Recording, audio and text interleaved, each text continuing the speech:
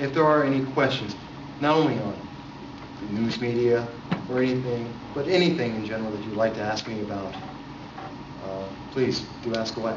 Yes, Dennis? Mike, are your colleagues in the press or media professionals, do they know that you're conservative or that you...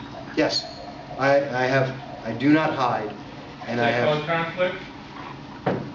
And let me clarify. There is no conflict, and in fact, I have spoken with and speak with, on a regular basis, several of the politicians in our area who are Democrats, who are liberals, who have views that are very, very different than my personal views. I do not hide. I'm a conservative. I'm a Republican. I hold dear a lot of things that they may disagree with. One of the most important things that I hold dear, and I think is most important about the news media that they are not doing, is my personal view doesn't really matter. Not when I'm speaking to them, not when I'm covering an event. When it comes to the healthcare reform is a great example. How many of you actually heard that right now the Department of Health and Human Services is preparing to gather the medical records of every single one of you? That's only half the room. Shouldn't that be something that should be on every news program? Shouldn't that be a headline in the newspapers? Now, some may say, politically that's not advantageous. It doesn't reflect well on what the media, or some media outlets, believe is advantageous for their politicians, the ones they support, they think are great. I'm not addressing that issue and making that public because I think it's a great thing or because I think it's a horrible thing. I think that we the people need to be aware of it and make a decision on that. The government doesn't get to unilaterally decide that. We decide that. Do you know if we can call our doctor's offices and say to them, you know, we do not want them releasing any of our records to the federal government? And if they have to, I mean, that should be HIPAA. So. There's three answers to that. The government is looking at this as a three-pronged approach. First, they're going to ask you to give them your medical records. If you do not do that, or if that fails, the second approach that they're looking at right now is they're going to go out and they're going to go to the state and mandate that the state collect that information. If for some reason our individual states have a difficulty or refuse to do so, they're then going to go to the actual healthcare companies and mandate and enforce the regulations for them to take the information they collect anyway and hand it over to the government. That's what's currently working in the works, and this is mandated by the healthcare reform. In one of those 2,000 pages, that almost no one. I'll get to you next. Yes? Regarding the healthcare reform, we can tell that it's a huge problem because there are over 1,000 groups, states, people that are finding ways to fight. Do you know for a fact, because I've heard this and read this on email, that the Muslims are not required to be a part of it because it's a religion?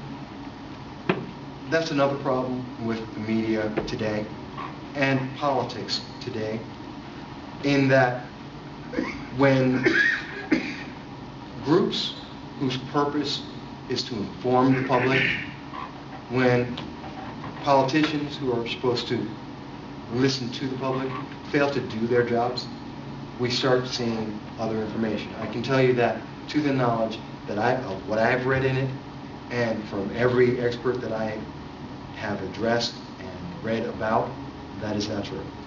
That is a bit of misinformation. They are subject to it just like everyone else is in America. And I think that's a failure of the media. They should have poured over this. They should have never allowed our politicians to go into a back door, spend 3 days, come up with a law, pass it 3 hours later, and make a statement to us well, don't worry, pass it and we'll find out what's in it and we'll love it. That's insane. And I think the media failed on that. Hang on, let me get the doctor. Have they found out what the criteria are for what they use to grant waivers? I mean, here's something that's a really important thing, and there seems to be no guidelines. Nobody can find out what are the guidelines. I can say that I personally don't know the criteria for the guidelines. I have yet to see a single source that has a cohesive and consistent answer on that. The suspicion is how much money you pay them. It is. I mean, you hate to be negative, but it's a great question. And again, that's a failure of, and these are the highlights and these are the questions that I think you're asking some great questions. And I'll take more. I know I have another one from you, but this is what you guys, what the Tea Party across the nation and you yourselves do so well. Bring up that question, because I can tell you, I've been doing this for 6 years. I get read in 125 countries around the world every month. And I have not noticed people pay as much attention and start asking as many questions before the Tea Party was out and saying, let's have an answer, as we do now. I don't see politicians as nervous and more willing to answer questions before as they are today. And that's one of the reasons why I wanted to speak to you and to encourage you on what you're doing. But I do want to take your questions as well. Michael, with all due respect, are there other black Americans in this area who are conservative? And I should know that. I should know that as well as you do, but I don't. I'm reaching out to you. And if there are, how do we get them to come in, to join forces with us to move ahead? I mean, those are questions I can't answer. I've always wondered. The first time I met you a couple of months ago, I was blown away. I'm like, yeah, and Herman Cain runs into it. but you must be the former football. There are black conservatives. I know there are. And people go, where? No, you don't. You don't exist. And it's a great question. Where are they? And I'll tell you the answer. They're in hiding. That's pure and simple. They're in hiding. They're busy raising families with their job. No, it's not. It's not just because they're raising their families. It's not just because their jobs. I'm telling you the absolute honest truth. They are terrified of being found out. They don't want to be known. By the black community, not by... No, every community. Look at what happens to Herman Cain. You wouldn't believe the threats I get occasionally. It's because it is understood. And this is a problem. And this is why the Tea Party gets attacked, and I think the media is not doing their job. The attack is on if you are not conforming to, here's a slot, you fit into there. And since I'm black and I'm involved in politics, I have no option but to be a Democrat. And I have no voice other than to support President Obama. And I have to ask anyone who would say that of anyone, of any color, of any creed, of anything you can name in America, if you were to dare tell someone you must think like this, you have only one voice and you can only vote one way, who here would not be enraged? Who here would be not be insulted? Where would we see, we would see in every news media, if every single white American or every Asian American or every Jewish American, it doesn't matter what the group is you're talking about, if you were to see a news article tomorrow that said that every single one of you had to vote exactly this way and no other way, you would be enraged. But what we have seen instead is many individuals in America, many groups in America have been forced into silence by the media and by the fact that there is no other voice out there up until now.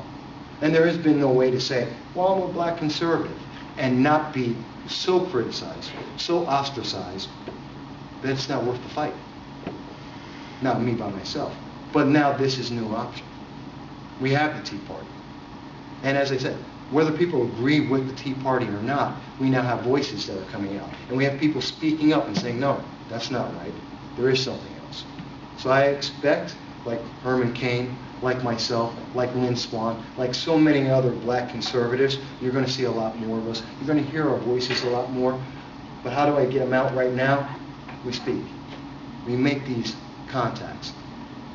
They see my videos, they read our articles, and they have a conversation and say, you know what, I'll show up.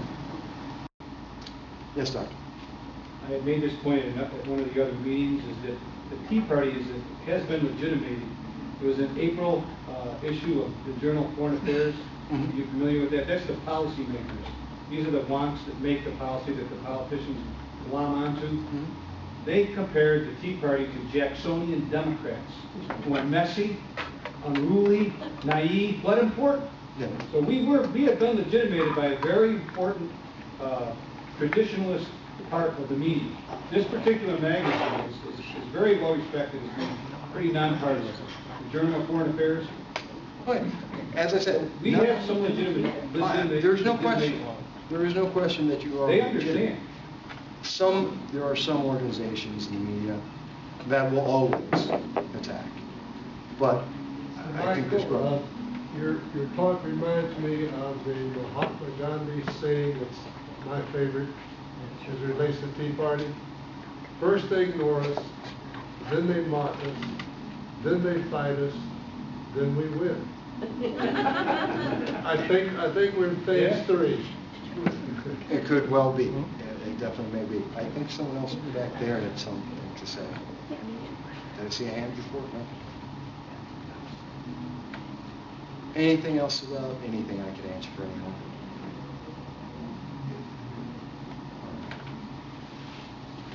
Well, if that's all the questions, please, if there are any other questions about anything, I write on a regular basis. I cover a lot of the news. You'll probably see me a lot during the election season, back and forth. Don't hesitate to ask me a question. My blogs are open for comments for everyone, and I have contacts all over the place. You can always ask me about it. I'll be happy to speak to anyone anytime they want. Okay? Thank you.